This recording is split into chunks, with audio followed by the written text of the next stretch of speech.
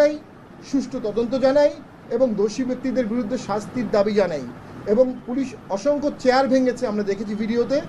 চেয়ারের তো কোনো দোষ নেই, এই চেয়ারের তো কোনো আইন থাকতে পারে না। তো কিসের আক্রোশে পুলিশ এটি করলো আমরা জানি না। তো আমরা পুরো ব্যাপারটার মধ্যে গভীর ষড়যন্ত্র দেখতে পাচ্ছি।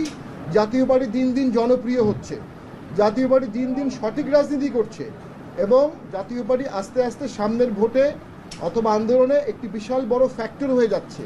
একটি মহল জাতীয় পার্টিকে দাবিয়ে রাখার চেষ্টা করছে, সেই মহলের উস্কানিতে, সেই মহলের নির্দেশে আজকে এই কাজটি করা হয়েছে।